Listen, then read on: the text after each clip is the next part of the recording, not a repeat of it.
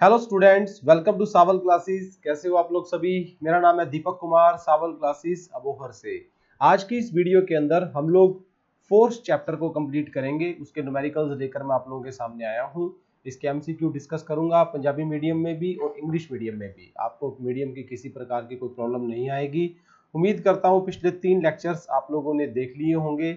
कल 7 मई से हम लोग अपना नया बैच शुरू करने जा रहे हैं ईटीटी की 1664 जॉब्स के लिए। तो जिन्होंने अभी तक बैच ज्वाइन नहीं किया है वो अभी कॉल करें या व्हाट्सएप पे मैसेज कर कर अपना नाम लिखवा सकते हैं। अगर आप इस चैनल पर नए हैं तो सबसे पहले चैनल को सब्सक्राइब करें, बेल आइकन को क्लिक करें और वीडियो को पसंद आने पर अपने दूसरे दोस्तों के साथ शेयर कर सकते हैं। सावल क्लासेस के जो फ्री व्हाट्सएप ग्रुप बनाए गए हैं, अगर उन्हें भी आप लोगों ने अभी तक ज्वाइन नहीं किया है तो आप अपना नाम लिखें, पेपर लिखें और मैसेज को इन नंबरों पर सेंड कर दें। आपको फ्री व्हाट्सएप ग्रुप में ऐड किया जाएगा जहां time to time various information आप लोगों को मिलती रहेगी। शुरू करते हैं हमारे आज के क्वेश्चंस के साथ। तो फोर्स जो है वो हमारे फिजिक्स का चैप्टर नंबर है 2। पहला चैप्टर आपने किया था मोशन। फोर्स ਨੂੰ पंजाबी विच बल कहा जाता है। फोर्स चैप्टर को हम लोग पंजाबी में क्या बोलते हैं, बल बोलते हैं। तो इसका एक लेक्चर हम लोग ऑलरेडी कंडक्ट कर चुके हैं। उसमें मैंने 15 क्वेश्चन डिस्कस किए थे। आज 16वें क्वेश्चन के साथ हम लोग ये पार्ट अपना कंप्लीट करेंगे। 16वां क्वेश्चन है the resultant of two forces. दो बल लग रहे हैं, एक वस्तु के ऊपर दो बल लग रहे हैं सेम दिशा में। दिशा बता रखी है सेम। अगर एक बल 50 न्यूटन का है, अगर टोटल उनका जोड़ 50 न्यूटन है जिसमें से एक बल अगर 32 न्यूटन का है तो दूसरा क्या होगा। अब इस क्वेश्चन में क्या बताया गया है वो हम लोग देखते हैं। मान लो ये एक सरफेस है, इस सरफेस के ऊपर एक बॉक्स पड़ा है, एक डब्बा पड़ा है। कहते हैं कि इस डब्बे के ऊपर दो बल लग रहे हैं, दोनों का जोड़ 50 न्यूटन है। एक बल इनमें से 32 न्यूटन का है तो दूसरा बल कितना होगा। जब देखो, जब दो बल एक ही दिशा में लग रहे हो, दोनों का जोड़ 50 है, एक उसमें से 32 है, तो दूसरा नेचुरली 18 न्यूटन का ही होगा ना। क्योंकि जब बल एक दिशा में लगते हैं तो उनको ऐड किया जाता है। जब एक बल इधर लगे, एक इससे उल्टा लगे, तब ये माइनस होते हैं। तो इसका राइट आंसर क्या आएगा। अगर एक आपका 32 न्यूटन का है तो दूसरा बल जो है वो आपका नेचुरली 18 न्यूटन का होगा। So B is the right answer. ਜਦੋਂ दो बल ਇੱਕੋ ਦਿਸ਼ਾ ਵਿੱਚ लगते ने ਉਹਨਾਂ ਨੂੰ ਦੋਵਾਂ ਨੂੰ ऐड करना पैंदा है। तो 50 में से 32 घटा देना, 18 इसका राइट आंसर आ जाएगा। नेक्स्ट क्वेश्चन, 17वां क्वेश्चन आप लोगों के सामने। 17वां क्वेश्चन क्या कहता है कि एक बॉडी है जिसका मास पुंज 1 किलो है। ਜਦੋਂ उस वस्तु ਦੇ ਉੱਤੇ 1 न्यूटन ਦਾ बल लगता है तब बॉडी विच की होगा।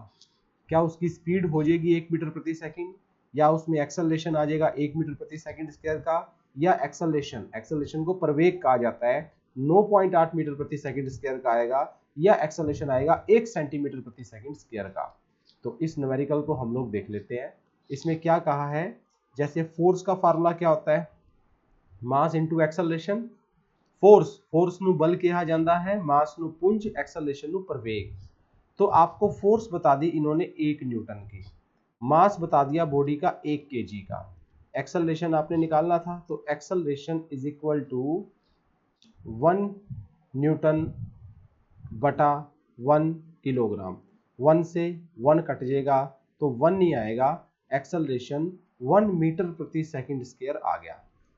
ठीक है, ये हमारा जो है किसके बराबर आ गया, 1 मीटर प्रति सेकंड स्क्वायर, क्योंकि एक्सेलरेशन के यूनिट मीटर प्रति सेकंड स्क्वायर होते हैं। तो 17वें का जो राइट आंसर बनता है वो बी बनता है कि अगर किसी वस्तु का पुंज 1 किलो है और बल 1 न्यूटन है तो 1 मीटर प्रति सेकंड स्क्वायर दे प्रवेग नाल वो वस्तु जिहड़ी है वो अगे नूं जाऊगी। क्लियर। नेक्स्ट 18वां क्वेश्चन आप लोगों के सामने। बहुत अच्छा क्वेश्चन है, इसे ध्यान से सुनिएगा। एक वस्तु है जिन्हां दा पुंज 4 किलो है। मास नूं असीं की आखदे हां, पुंज। जैसे मैं दीपक सर, अगर मैं किसी कंडे पे खड़ा हो जाऊं तो मेरा 75 किलो पुंज है, वो मेरा पुंज है, जिसको पंजाबी विच पुंज अते इंग्लिश विच मास कहा जाता है। एक वस्तु का मास है 4 किलोग्राम और वो स्लाइड कर रही है किसी फ्रिक्शनलेस सरफेस के ऊपर, फ्रिक्शनलेस ऐसा सरफेस होता है जो बिल्कुल प्लेन होता है, जहां कोई रगड़ बल नहीं होता, एक कांस्टेंट वेलोसिटी 4 मीटर प्रति सेकंड के साथ 4 किलो की चीज 4 मीटर प्रति सेकंड की दर से आगे जा रही है, तो कितना बल हमें चाहिए उसको लगातार मूव करने के लिए? तो इसका राइट आंसर 0 आएगा। देखो हमेशा याद रखना, अगर दुनिया में कोई भी बॉडी अगर यूनिफॉर्म वेलोसिटी से आगे जा रही है, अगर दुनिया में कोई बॉडी यूनिफॉर्म वेलोसिटी से आगे जा रही है, तो उस पर फोर्स हमेशा 0 होता है। फोर्स तभी लगती है जब उस बॉडी में एक्सेलरेशन हो। अगर किसी बॉडी के अंदर एक्सेलरेशन है तो ही बल लगता है, अगर उसमें एक्सेलरेशन नहीं है तो उस पर बल भी नहीं लगता। अभी जैसे आपको पता है फोर्स का फार्मूला क्या होता है, force is equal to mass into acceleration, यही होता है ना, यही होता है। अब अगर किसी बॉडी का एक्सेलरेशन मैं 0 कर दूं, तो मास चाहे जितना मर्जी हो, उसका फोर्स भी तो 0 आ जाएगा ना।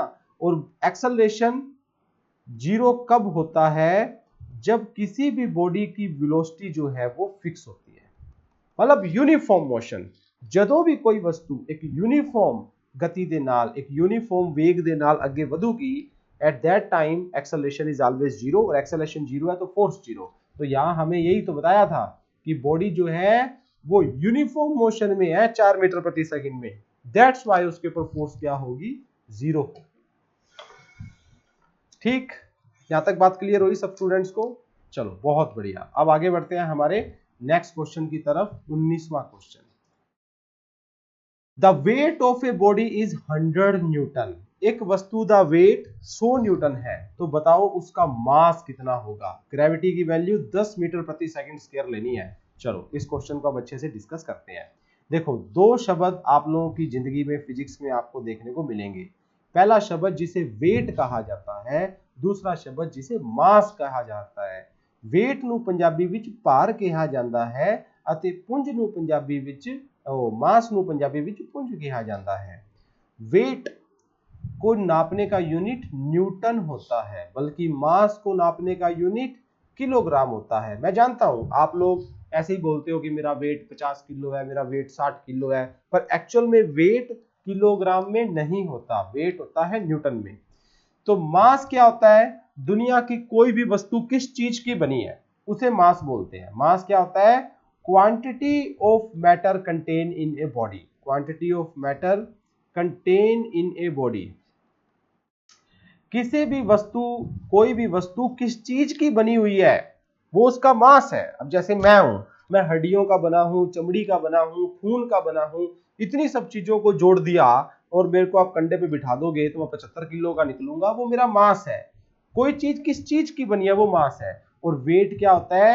हमारी धरती माता, हमारी धरती किसी भी वस्तु को अपनी तरफ कितने बल के साथ खींचती है वो वेट है। स्टैंडर्ड डेफिनेशन वेट क्या होता है? हमारी धरती किसी भी चीज को, अब 4 मंजिली बिल्डिंग से अगर कोई आदमी मान लो छलांग मार रहा है, तो जब छलांग वो मारेगा तो वो ऊपर उठ जाएगा कि नीचे जाएगा? नीचे ही जाएगा ना। इसका मतलब धरती हर चीज को अपनी तरफ खींचती है। तो धरती जब हर चीज को अपनी तरफ खींचती है तो वो उस पर एक बल लगाती है, उस बल को वेट कहा जाता है। तो इसका वेट का जो फार्मूला होता है वो क्या होता है? W बराबर mg, ये वेट का फार्मूला है। अब आपको वेट कितना दिया था? 100 न्यूटन। मास आपको निकालना था, जी की वैल्यू उन्होंने कहा था कि 10 ले लो, 10 मीटर प्रति सेकंड स्क्वायर। तो मास कितना आ जाएगा? 100 न्यूटन बटा 10 मीटर प्रति सेकंड स्क्वायर। इसको काट दो तो 10 किलो आ गया। तो मास कितना आ गया? 10 किलो। तो राइट आंसर है जी सी। 19वें क्वेश्चन का राइट आंसर है सी। ਜਦੋਂ ਕੋਈ ਵਸਤੂ ਦਾ ਕਿਸੇ ਵਸਤੂ ਦਾ ਭਾਰ 100 ਨਿਊਟਨ ਹੁੰਦਾ ਹੈ ਤੇ ਜੇ ਅਸੀਂ g ਦੀ ਵੈਲਿਊ ਨੂੰ 10 ਮੀਟਰ ਪ੍ਰਤੀ ਸੈਕਿੰਡ ਸਕੁਅਰ ਆਖਦੇ ਹਾਂ ਤਾਂ ਬੋਡੀ ਦਾ ਜਿਹੜਾ ਪੁੰਜ ਹੋਊਗਾ ਉਹ 10 kg ਦੇ ਬਰਾबर ਹੁੰਦਾ ਹੈ। That is equal to 10 kg, वो 10 kg के बराबर होगा। चलो बहुत बढ़िया। अगला क्वेश्चन है 20वां क्वेश्चन।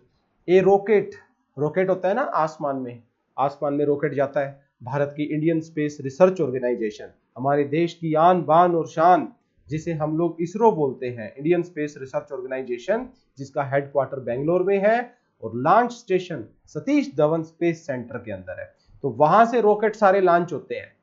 अभी जैसे हमने मंगलयान भेजा, हमने जो है वो चंद्रमा के ऊपर यान भेजा, आर्यभट्ट है, स्पुतनिक है, इनसेट 1A 1B 1C है, जुगनू है, और भी आज दुनिया के कई रॉकेट भेज रहे हैं। ये सब के सब रॉकेट किस सिद्धांत के ऊपर काम करते हैं ये आपने बताना है। सिद्धांत होता है ना, principle, that is the principle of linear momentum. C is the right answer. Principle of the conservation of linear momentum, रेखांशी संवेग दा ਜਿਹੜਾ सिद्धांत है कंजर्वेशन ਦਾ, ਉਹਦੇ ਉੱਤੇ रॉकेट propulsion ਜਿਹੜਾ वर्क करता है। टोटल मोमेंटम एक सिस्टम का कंजर्व्ड होता है, P1 plus P2 plus P3 plus dash dash dash dash plus Pn is always equal to 0। इसको याद रखना है, ये डेफिनेशन है। डेफिनेशन क्या है लीनियर मोमेंटम कंजर्वेशन की, एक बार फिर से बोल रहा हूं, कंजर्वेशन ऑफ लीनियर मोमेंटम की डेफिनेशन क्या है। Conservation of linear momentum state in an isolated system, किसी भी आइसोलेटेड सिस्टम में। इसी वीडियो के नीचे कमेंट करके बताओ आइसोलेटेड सिस्टम क्या होता है। चलो आज आपसे एक क्वेश्चन पूछता हूं, नहीं पता तो इसको सर्च करो, what is the meaning of isolated system, इसी वीडियो के नीचे कमेंट करो। किसी भी आइसोलेटेड सिस्टम में जो टोटल मोमेंटम होता है सिस्टम का, वो क्या होता है, कंजर्व्ड होता है, और 0 एक फिक्स वैल्यू है, तो इसको हम लोग 0 लिख सकते हैं। इसका राइट आंसर आएगा सी। नेक्स्ट बढ़ते हैं जी 21वें क्वेश्चन की तरफ। 21वां क्वेश्चन है आप लोगों के सामने, एक फोर्स है 5 न्यूटन की जो किसी बॉडी के ऊपर लगी, जिसका वेट था 18.6 न्यूटन। तो बताओ कितना एक्सेलरेशन प्रोड्यूस होगा उस बॉडी के अंदर। ठीक है, तो अब हम लोग देख लेते हैं। देखो, एक बॉडी का वेट कितना बताया, 18.6 न्यूटन। बॉडी के ऊपर फोर्स कितनी लग रही है, बॉडी के ऊपर फोर्स लग रही है 5 न्यूटन। तो एक्सेलरेशन कितना पैदा होगा ये हम लोगों ने बताना है। एक्सेलरेशन कितना पैदा होगा ये हम लोगों ने इसके अंदर बताना है। तो सबसे पहले एक्सेलरेशन कितना पैदा होगा उसको निकालने का फार्मूला हम लोग जानते हैं, force is equal to mass into acceleration. Force is equal to mass into acceleration. Force हमें पता है 5 न्यूटन है, मास हमें पता नहीं, एक्सेलरेशन भी हमें पता नहीं। ये अगर हमें मास पता लग जाए तो एक्सेलरेशन निकल जाएगा ना। अब हम लोग मास कैसे निकालेंगे, वेट का फार्मूला क्या होता है, वेट W बराबर mg। वेट कितना था 18.6 न्यूटन, मास निकालना है, g कितना है 9.8 मीटर प्रति सेकंड स्क्वायर। तो मास किसके बराबर आ गया, 18.6 बटा 9.8, ये आ गया 2 किलो। पहले तो इस फार्मूले से आप मास निकाल लो, फिर मास को यहाँ पुट कर दो, 5 newton is equal to 2 kilogram into A. तो ए किसके बराबर आ जाएगा, 2.5 मीटर प्रति सेकंड स्क्वायर। तो इसका राइट आंसर क्या आ गया, सी, 2.5 मीटर प्रति सेकंड स्क्वायर। तो 21वें का राइट आंसर क्या आएगा जी, 21वें का राइट आंसर आएगा सी। नेक्स्ट आगे बढ़ते हैं हमारे नेक्स्ट क्वेश्चन की तरफ। 22वां क्वेश्चन आप लोगों के सामने, एक बॉडी है, एक 50 kg बॉडी, एक वस्तु ਦਾ ਪੁੰਜ 50 किलो है। ਜਦੋਂ ਉਹਦੇ ਉੱਤੇ ਅਸੀਂ बल ਲਾਉਂਦੇ ਹਾਂ तो उसकी स्पीड 30 से बढ़ के 50 हो जाती है। देखो, पहले किसी चीज की स्पीड थी 30, हमने जब उस पर फोर्स लगाया तो वो कितनी होगी 40, तो उसका मोमेंटम कितना बढ़ गया ये हम लोगों ने इसके अंदर बताना है। ये हमारे क्वेश्चन के अंदर ये बात है। ठीक है, 50 किलो की बॉडी है, 50 किलो की बॉडी को जब हमने फोर्स लगाई तो उसकी स्पीड 30 से 40 बढ़ गई, तो उसका मोमेंटम कितना बढ़ा। देखो, चेंज इन मोमेंटम को डेल्टा पी के साथ लिखा जाता है, वो final momentum minus initial momentum होता है, M V two minus M V one, ये फार्मूला होता है। मास कॉमन है तो V2 माइनस V1 आ जाएगा। मास कितना है, मास है 50 का, V2 कितना है 40 का माइनस 30 का, तो ये कितना आंसर आ गया 50 ब्रैकेट में 40 माइनस 30, 50 ब्रैकेट में आ गया 10, that is equal to 500 kilogram metre प्रति सेकंड आएगा। Answer is A, 500 kilogram metre प्रति सेकंड जो है वो इसका राइट आंसर बनता है।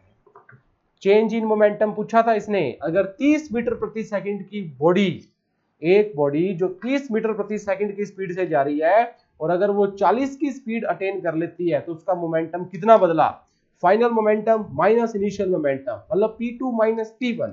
P2 किसके बराबर है mv2 और इनिशियल किसके बराबर है mv1, m उसमें से कॉमन निकल गया, v2 माइनस v1 करके उससे मल्टीप्लाई कर देना 500। और अब आपको, क्योंकि इसके यूनिट किलोग्राम मीटर पर सेकंड कैसे आए, मोमेंटम का फार्मूला क्या था, मास इंटू वेलोसिटी, मास का यूनिट क्या होता है किलोग्राम, वेलोसिटी का क्या होता है मीटर पर सेकंड, तो इसके यूनिट क्या आएंगे किलोग्राम मीटर पर सेकंड। नेक्स्ट क्वेश्चन, 23वां क्वेश्चन आप लोगों के सामने। एक फोर्स है, एक बल है 10 न्यूटन का जो एक्ट कर रहा है एक बॉडी के ऊपर जिसका मास है 20 केजी, 10 सेकंड के लिए एक्ट करता है, तो इसका मोमेंटम कितना चेंज हुआ ये आप लोगों ने बताना है। एक बार जो इसकी टर्म्स लिखी है वो मैं सारी यहां लिख लेता हूं साइड पे। फोर्स कितना है, फोर्स है 10 न्यूटन का, मास कितना है, मास है 20 केजी का, कितनी देर तक लगा, वो लगा 10 सेकंड का, चेंज इन मोमेंटम कितना है वो हम लोगों ने फाइंड आउट करना है। चेंज इन मोमेंटम, देखो एक बात ध्यान रखना स्टूडेंट, जो चेंज इन मोमेंटम होता है वो किसके बराबर होता है, फोर्स इनटू टाइम। अगर आप फोर्स को टाइम के साथ मल्टीप्लाई कर दो तो मोमेंटम चेंज हो जाता है। फोर्स किसके बराबर है, मास इंटू एक्सेलरेशन इंटू टाइम, मास इंटू एक्सेलरेशन इंटू टाइम इसके बराबर है। मास हमें पता है 20, टाइम हमें पता है 10, एक्सेलरेशन अब हमें निकालना है। एक्सेलरेशन हम कैसे निकाल सकते हैं, फोर्स दिया है मास दिया है तो एक्सेलरेशन निकल जाएगा, F is equal to ma के साथ। फोर्स कितना है 10, मास कितना है 20, एक्सेलरेशन कितना आ जाएगा, एक्सेलरेशन आ जाएगा 0.5 मीटर प्रति सेकंड स्क्वायर, ये है एक्सेलरेशन। तो अब यहाँ पर पुट कर दो, मास कितना था 20, एक्सेलरेशन 0.5 गुणा 10 कितना आ गया 20 गुणा 5 आ जाएगा ना, इसको मल्टीप्लाई करेंगे तो ये आ गया जी 100, कितना आ गया 100 मीटर प्रति सेकंड, 100 किलोग्राम मीटर प्रति सेकंड, यूनिट ये होते हैं ना किलोग्राम मीटर प्रति सेकंड होते हैं, तो इसका राइट आंसर आएगा जी सी। क्लियर है, एक एक क्वेश्चन को मैंने स्टेटमेंट पढ़ी है, सब पंजाबी में आपको सिखाई है, बढ़िया से कन्वर्ट किया है और उसके बाद मैंने इनके आंसर भी आप लोगों को टिक करवा दिए। नेक्स्ट 24वें क्वेश्चन की तरफ बढ़ते हैं। अगला हमारा 24वां क्वेश्चन है कि एक किताब एक टेबल के ऊपर पड़ी है। अभी जैसे जिस टेबल के ऊपर मैं आप लोगों को पढ़ा रहा हूं, मान लो इस पर एक किताब पड़ी है, वो किताब जो टेबल पे फोर्स लगा रही है वो एक्शन, वो क्रिया है, और टेबल जेड़ा किताब उत्ते बल लगा रहा है रिएक्शन, उन दोनों में कितने डिग्री एंगल होगा ये आपने बताना है। तो 24वां क्वेश्चन हम लोग देख लेते हैं। 24वें क्वेश्चन में क्या है जी, एक टेबल है, तो मैं आपको समझाने के लिए एक टेबल को ड्रा कर देता हूं। ये मैंने क्या कर दिया, ये बना दिया एक टेबल, तो ये बन गया एक टेबल,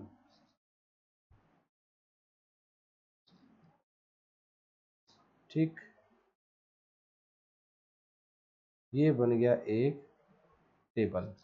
इस टेबल के ऊपर पड़ी है एक किताब, ठीक, किताब जो है इस टेबल के ऊपर एक फोर्स लगा रही है जिसे आप एक्शन बोलते हैं, वो नीचे लगेगा, तो action and reaction are equal and opposite, reaction इसको ऊपर मिलेगा, ठीक। तो ये जो एंगल बना ये 180 डिग्री का बना, कितना बना 180 डिग्री का। So due to every action there is equal and opposite reaction, hence the angle is 180 degree, that is the right answer. तो 24वें का आंसर क्या आएगा 180 डिग्री।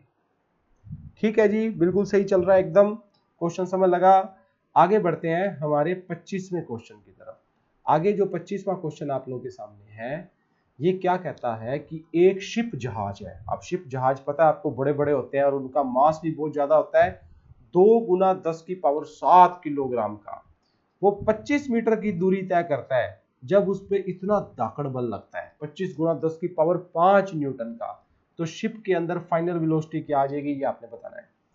तो देखो एक इतनी भारी चीज है और उस पर इतना बल लगा और वो 25 मीटर दूर गई, फिर उसमें वेलोसिटी क्या आएगी ये निकालना है।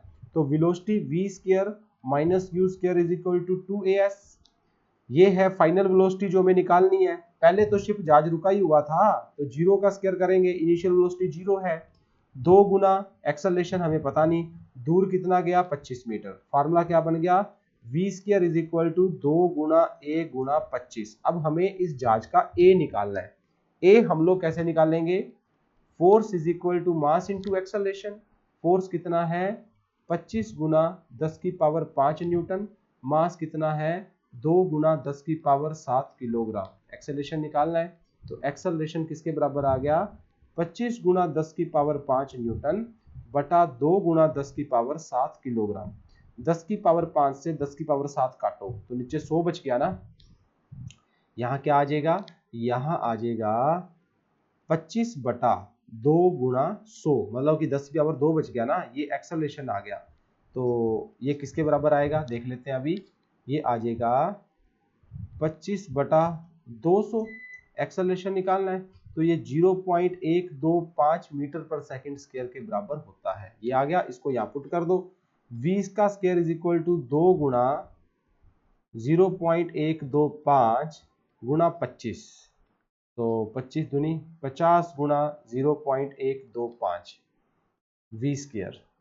इसको आप लोग सोल्व कर लो और जब आप इसको पूरा सोल्व कर लेते हो तो इसका राइट आंसर कितना आ जाएगा, v is equal to 2.5 metre पर सेकंड आ जाएगा। स्क्वायर नहीं है, 2.5। फाइनल वेलोसिटी 2.5 मीटर प्रति सेकंड होगी। ये 25वें का राइट आंसर बनता है। So answer is by D. अगर कोई क्वेश्चन ना समझ लगा हो तो वीडियो को पॉज कर ला करो, पीछे कर ला करो, आराम से देख ला करो। ये है जी सबसे सुपर ब्लास्टिक क्वेश्चन। अगर आपको इस लेवल के क्वेश्चन समझ लग जाते हैं ना, इससे ऊपर का लेवल आप लोगों का बन ही नहीं सकता पेपर का। ठीक, हमेशा चीजें थोड़ी लेवल की करनी चाहिए। सिंपल सिंपल सा पढ़ा देना और सिंपल सिंपल सा पढ़ लेना, उससे एक बार आत्मा को खुशी तो मिल जाती है कि मुझे सारा कुछ पढ़ लिया, पर यहाँ एक्सरसाइज होना बहुत जरूरी है। उम्मीद करता हूं जो आज मैंने आप लोगों के ये सारे क्वेश्चंस जो आपको कराए सब अच्छे से समझ लगे होंगे। 5वां लेक्चर हमारा फिजिक्स के तीसरे चैप्टर के ऊपर होगा जिसका नाम है वर्क पावर एंड एनर्जी। बहुत जबरदस्त चैप्टर है, उसको हम लोग आगे आगे जो है वो कवर अप करेंगे। कल से पेड ग्रुप शुरू होने जा रहा है अपना। ईटीटी की जो 1664 पोस्टें हैं, अभी भी आपके पास सफिशिएंट टाइम है। सावल क्लासेस के ऊपर अगर आप पेड ग्रुप ज्वाइन करते हो, कभी भी आपको ऐसा नहीं लगेगा कि हमारे पैसे खराब गए या हमने गलत डिसीजन लिया।